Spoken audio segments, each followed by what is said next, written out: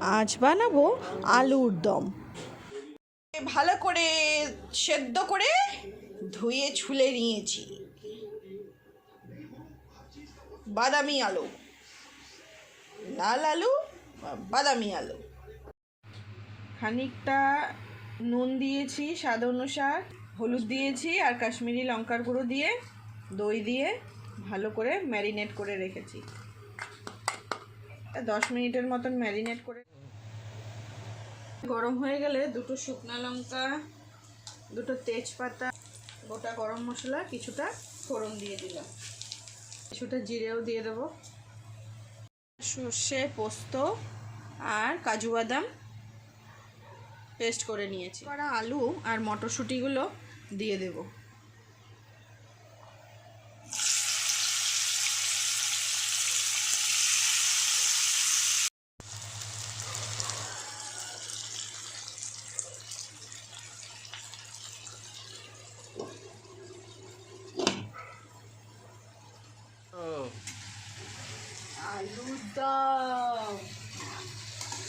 আলুর দম মানে এটা বিয়ে বাড়ি স্টাইলে আলুর দম।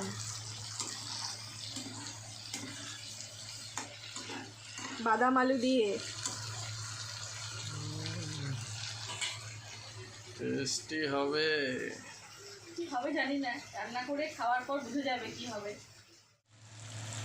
বেটে রাখা পোস্ত, কাজু, চারমগজ বাটাটা দিয়ে দিলাম, জলটা দিয়ে দিলাম, গরম জল দিয়েছি।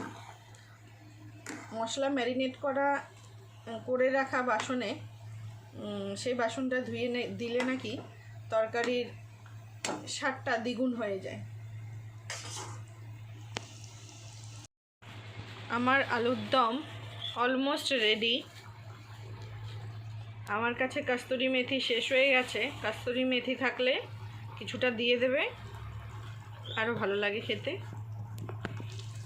তো যেহেতু আমার কাছে কস্তুরি মেথি নেই, তো আমি ওই সানরাইসের গরম মশলাটা কিছুটা দিয়ে দেব,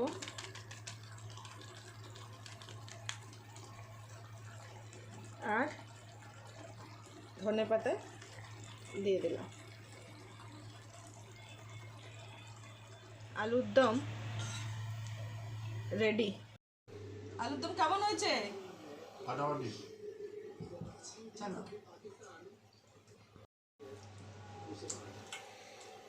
সেই